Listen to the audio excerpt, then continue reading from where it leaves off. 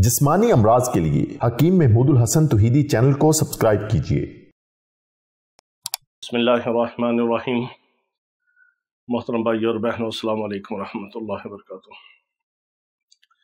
अगर आप बाज़ारी रोटी खाते हैं जो तंदूर पे तैयार होती है, बाज़ार की रोटी, और ख़मीरी रोटी अगर आप खाते हैं या नान खाते हैं या रोगनी नान खाते हैं या आप अगर सफ़ेद आटा इस्तेमाल करते हैं तो मेरी चंद गुजारिशात आप ज़रूर सुनिए, आपका फ़ायदा होगा। क्योंकि हमारा ज़िंदगी का मिशन है कि हमारे चंद अल्फाज के ज़रिए किसी का फ़ायदा हो जाए, दुनिया आखिरत के हवाले से और रूहानी जिस्मानी हवाले से किसी मुसलमान का फ़ायदा हो जाए। तो आपसे गुजारिश है कि हमारी बात को थोड़ा सा गौर से सुन लिया करें और इसको अच्छी तरह समझ लिया करें, ताकि आपको फिर बार बार सवाल करने की ज़रूरत पेश ना आए। और फिर भी अगर कोई बात समझ ना आए तो कमेंट्स में आप सिर्फ मैसेज करके लिख के आप इसका जवाब ले सकते हैं। उसके लिए व्हाट्सएप पर ना वॉइस मैसेज कीजिए ना कॉल किया करें। सिर्फ व्हाट्सएप पर वॉइस मैसेज वो ख़वातीन हज़रात या हमारे भाई और बहनें किया करें कि जिन्होंने कोई इलाज के हवाले से मशवरा करना हो या दवाई मंगवानी हो या इलाज के लिए आना हो, वो भी जिनको ज़रूरत हो। अदरवाइज़ मैं कॉल्स वगैरह अटेंड नहीं करता मसरूफियत की वजह से। तो आज हम बात कर रहे थे सफ़ेद आटे की और मैदा और नान, रोगनी नान, रोटी, ख़मीरी रोटी और बाज़ारी रोटी वगैरह।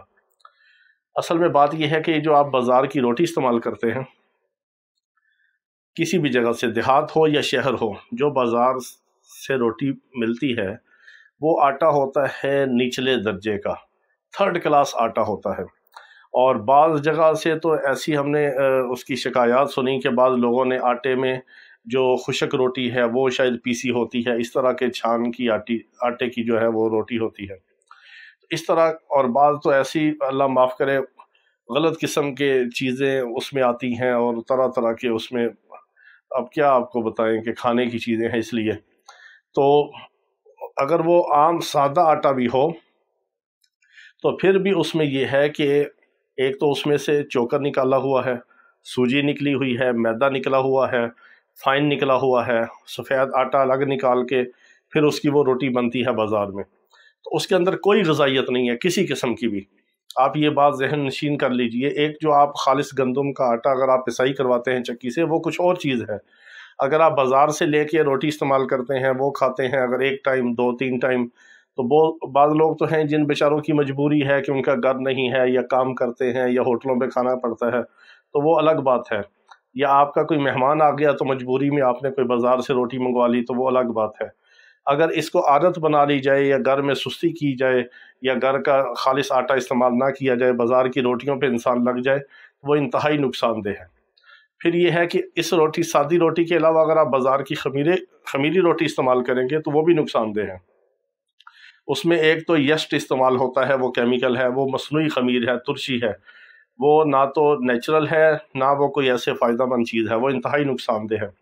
फिर उसमें जो सोडियम बाइकार्बोनेट इस्तेमाल होता है, मीठा सोडा जिसको कहते हैं, वो रोटी को फुलाने के लिए, और आपको बड़ी खूबसूरत और बेहतरीन रोटी तैयार नज़र आती है, रोटी फूली हुई होती है। तो उसको भी खाने से मैदा ख़राब होता है, अंतड़ियाँ खुश्क होती हैं और अक्सर लोगों को कब्ज़ की शिकायत उससे शुरू हो जाती है। इसी तरह बाज़ लोग अपनी आदत बना लेते हैं कि हर वक्त सुबह नाश्ता जो है बाज़ार से नान चने आ रहे हैं या बाज़ार के नान हर वक्त खाने हैं, घर की रोटी उनको पसंद नहीं होती, और उससे भी इंतहाई नुकसान होता है मैदे का और अंतड़ियों का। क्योंकि जो नान है वो फाइन है, वो मैदा है, मैदे में फिर यस्ट है ख़मीर के लिए, फिर उसमें सोडा है उसको फुलाने के लिए। अब ये सारी चीज़ें उसमें, और फिर ऊपर से वो आटा रबड़ का आटा है, बिल्कुल उसको हम तो रबड़ ही कहते हैं कि वो अंतड़ियों में जाके चिपक जाता है। अगर आप उसको थोड़ा सा खींचे तो आपको ऐसे महसूस होगा उस आटे के अंदर, उसके अंदर उसकी लिड नहीं है जो आपको नेचुरल आटे के अंदर महसूस होती है, वो चीज़ नहीं है, वो रबड़ की मानद है, वो अंतड़ियों में जाके मैदे में चिपक जाता है। फिर उस पर सबसे बड़ा जुल्म ये है कि अगर हम उसको, नान को ख़मीरी नान के अलावा फिर हम उसको रोगनी नान अगर बनवा लें, तो अब रोगनी नान बन गया, उस पर हमारा दिल करता है कि इस पर तिल भी लगे हों और कलवंजी भी लगी हो और खुशक धनिया या ताज़ा धनिया भी लगा हो। चले, धनिया, कलवंजी और तिल तो बात समझ में आती है, अब उसके अंदर भी रोगन और बाहर भी रोगन, यानी अंदर भी घी और बाहर भी घी। फिर घी भी वो होता है, थर्ड क्लास का घी होता है, وہ کوئی خالص نہ وہ زیتون کا تیل ہوتا ہے، نہ کوئی سرسوں کا آئل ہوتا ہے، نہ وہ خالص کسی بیج کا تیل ہوتا ہے، وہ بڑا گھٹیا قسم کا گھی استعمال کرتے ہیں جو ایسے، اور بھی انہوں نے ایک فوم اور سپنج رکھا ہوتا ہے اور سارا دن اسی کے اوپر مٹی پڑی رہتی ہے اور وہ سالہ سال وہ مہینوں کے حساب سے چلتا ہے، اسی سپنج کو وہ گھی میں بھگو کے نان کے اوپر پھیرتے جاتے ہیں اور دیتے جاتے ہیں۔ ایک تو وہ انتہائی گندا ہوتا ہے، ایک وہ جراثیم سے بھرپور ہوتا ہے، دوسرا وہ سارا اس کے اوپر جو روغن لگتا ہے چکنائی، وہ معدے میں جا کے اور زیادہ خرابی کرتا ہے۔ ایک وہ کولیسٹرول پیدا کرتا ہے چکنائی ہونے کی وجہ سے، ایک وہ میدا اور سفید آٹا اور فائن ہونے کی وجہ سے جو معدے اور انتڑیوں کو خراب کرتا ہے، قبض کرتا ہے اور ہضم نہیں ہوتا۔ 15-16 گھنٹے تک وہ نان ہضم کے پروسیس سے گزرتا ہے۔ اگر آپ روٹی استعمال کریں، روٹی کھائیں تو وہ 3-4 گھنٹے میں ہضم ہو جاتی ہے، 5 گھنٹے میں پورا کھانا بہترین ہضم ہو کے تو اگلے پروسیس میں سارا مکمل ہو جاتا ہے اس کا۔ اور یہ جو نان ہے یہ 15-16 گھنٹے تک معدے میں اور انتڑیوں میں اس کا پروسیس چلتا رہتا ہے اور یہ بوجھ بنا رہتا ہے، اور معدے کو انتڑیوں کو بہت زیادہ ورک کرنا پڑتا ہے، اس پہ بہت محنت ہوتی ہے نان کو ہضم کرنے کے لیے۔